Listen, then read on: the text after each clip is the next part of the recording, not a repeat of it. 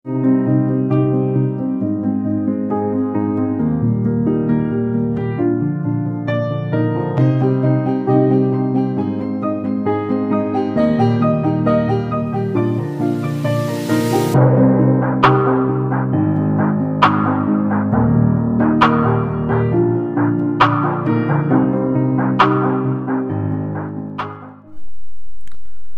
sob, selamat datang kembali di channel Crypto News. Kali ini kita akan seperti biasa membahas mengenai Pi Network ya. Nah teman-teman, kita akan sedikit mengulas mengenai KYC ini sesuai dengan judul di depan ya. Awas, kalian perhatikan betul-betul ini sebelum melakukan proses KYC ya teman. Apa saja sih hal-hal yang harus kalian betul-betul perhatikan sebelum proses KYC massal datang. Jadi alangkah lebih baiknya kalian siapkan dulu dokumen dan akun kalian itu harus sudah siap untuk menerima undangan KYC nanti ya. Jangan sampai undangan kita sudah dapat, ternyata dokumen kita tidak sesuai dan profil kita di Pi Network itu tidak sesuai dengan dokumen asli kita. Jadi simak video selengkapnya. Persiapan yang harus kalian betul-betul siapkan ya untuk menjelang atau menyambut kedatangan KYC nanti. Tentunya bagi kalian yang belum subscribe channel ini, subscribe segera biar kalian tidak ketinggalan info-info terupdate dari channel ini. Simak video selengkapnya. Oke teman-teman, seperti kita ketahui memang untuk undangan KYC masa ini belum ada teman-teman ya, tetapi memang menjelang ke sana. Seperti yang kita ketahui bahwa undangan KYC pertama untuk 100 pionir sudah diluncurkan ya, untuk pertama ya di setiap negara perwakilan 100 pionir, kemudian 50 pionir untuk di setiap negara juga sudah diluncurkan. Nah ini diharapkan nanti setelah teman-teman perwakilan kita ini sukses, teman-teman diharapkan nanti akan segera launching KYC massa ya. Tentunya dengan dibantu oleh para pionir yang sudah lolos KYC di awal nanti sebagai validator. Apabila sistem KYC verifikasi komputasi itu tidak lolos, maka validator yang akan berperan teman-teman ya. Makanya seperti di awal tadi saya bilang, awas kalian perhatikan hal-hal berikut sebelum kalian menjelang atau memproses KYC nanti ya. Yang pertama teman-teman, kalian harus pastikan bahwa dokumen yang nanti kalian upload itu harus jelas ya, harus jelas. Baik fotonya, terutama kan di Indonesia nanti tentu KTP ya yang berlaku teman-teman ya.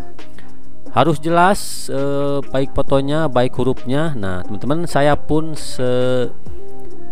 segera mungkin ya beberapa bulan yang lalu itu membuat KTP yang berlaku seumur hidup, karena memang dikhawatirkan teman KTP seperti ini. Kalian lihat di sini ada yang berlaku, ada masa berlakunya ya. Ini coba kelihatan nggak nih? Nah ini ya teman, ini ada masa berlakunya, dia ada tahun, tanggal, masa berlakunya. Nah saya pun sengaja membuat sesegera mungkin karena khawatir nanti dapat undangan KYC tapi dokumen saya belum siap. Nah ini teman ya, kalian usahakan bikin KTP baru, bisa lah dengan mudah kalian bikin ya ini teman-teman. Nah seperti ini harus umur hidup dan usahakan fotonya kalian perbarui dengan sejelas mungkin ya, huruf-huruf juga ya. Kalian bandingkan dengan KTP yang ini teman-teman, yang lama. Ini fotonya sudah agak buram dan ada masa berlaku teman-teman ya. Nah kalian usahakan secepat mungkin kalian membuat KTP yang baru teman-teman, karena dikhawatirkan nanti untuk fotonya yang buram dan ada masa berlakunya, dikhawatirkan nanti bermasalah dan tidak lolos KYC teman ya. Itu teman-teman dokumen yang memang sangat diperlukan. Pertama KTP ya, tentunya KTP itu harus betul-betul jelas, baik fotonya, hurufnya, dan tentu harus berlaku untuk seumur hidup. Makanya seperti saya bilang tadi di awal, kalian lekas-lekaslah bikin KTP baru ya. Ini kalau memang gak pingin ribet sih, ini memang kalian harus rusakin dulu ini. Nah ini baru bisa bikin yang baru ya, langsung ke kabupaten ya, bisa di kalian tempat masing-masing ya. Kemudian selanjutnya teman-teman, setelah dokumen kalian pastikan jelas, fotonya tidak buram, tentunya harus sesuai dengan akun di Pi kalian ya, seperti ini ya. nama saya di identitas KTP itu Budi Kurniawan. Nah, ini di sini pun teman-teman, akun kalian harus betul-betul sama persis namanya itu sesuai dengan di KTP ya. Nah, seperti ini. Ini banyak yang ditanyakan juga, katanya mana bang yang harus sama itu dengan KTP. Ya ini teman, nama yang paling atas nih harus sama betul, sama persis dengan yang di kartu identitas kita, baik KTP maupun kalian yang menggunakan SIM silahkan ya, memakai SIM juga bisa ya. Kalian pastikan ini sama persis teman-teman ya. Kalau seperti nama pengguna, ini kode undangan itu bisa berbeda dengan identitas dokumen kita, KTP maupun SIM ya. Yang jelas ini nih harus sama persis, makanya kalian, saran saya bagi yang namanya ini belum sesuai, kalian bisa klik di sini minta ganti nama. Kalian coba aja, coba di sini ya, lihat cara di sini. Kalian coba untuk request perubahan nama ya.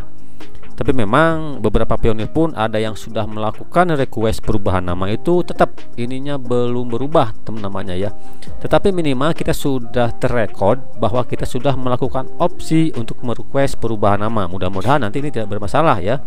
Kalau ini namanya tidak terlalu ekstrim merubahnya, misalnya ini asalnya Budi nih, di KTP-nya misalnya pakai Y, di sini pakai I, ini kan perubahannya cuma sedikit, ini kemungkinan bisa diperbaiki. Tetapi kalau perubahan namanya total, misalnya dari Budi Kurniawan jadi Agus Kurniawan, nah itu tetap tidak bisa teman ya. Sudah dapat dipastikan itu bahwa Korti mengatakan perubahan nama yang menggambarkan identitas berbeda, pribadi yang berbeda itu tidak bisa diterima. Makanya kalau perubahan namanya sedikit bisa, kalau perubahan ekstrim yang menggambarkan bahwa ini orang yang berbeda, itu tentu tidak akan diterima oleh Kortim teman-teman ya.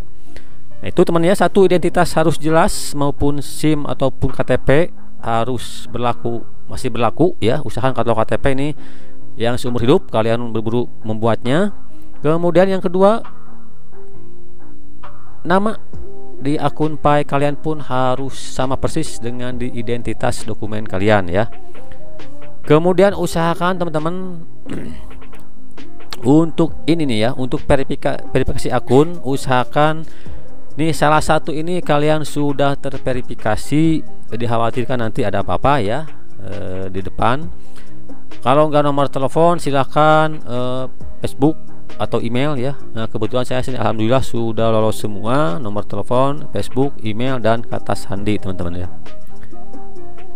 Nah teman, jadi 2 poin yang paling penting ya, yaitu identitas harus jelas, tidak buram, harus masih berlaku baik SIM maupun KTP, dan tentunya nama profil ini di profil kalian harus sesuai dengan identitas KTP atau SIM kalian.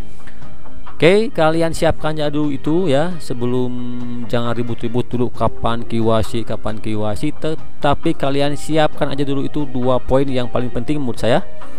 Identitas harus jelas, harus masih berlaku, dan profil di Pi Network kalian harus betul-betul namanya sesuai dengan identitas di KTP kalian ya. Oke, happy mining, salam peti teman-teman, mudah-mudahan kalian terus bersemangat ya.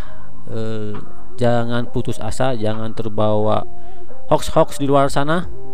Mau yang bilang itu Pi Network scam atau penipuan, toh kita tidak dipungut biaya spesial pun, kita hanya meluangkan sedikit waktu, tidak sampai 10 detik menurut saya. Kita klik petir saja, toh kita bisa logout kembali ya, bisa off kembali itu si datanya, tidak perlu logout ya, tapi di off aja datanya, itu masih berjalan miningnya ya. Nah oke teman, itu sekilas informasinya. Mudah-mudahan bermanfaat ya, dan kita berdoa saja mudah-mudahan lekas ada KYC massal ya. Mudah-mudahan bermanfaat. Sekian, terus semangat ya. Jangan lupa juga untuk dukung terus channel ini dengan cara subscribe, like, komen, dan share. Terima kasih. Wassalamualaikum warahmatullahi wabarakatuh.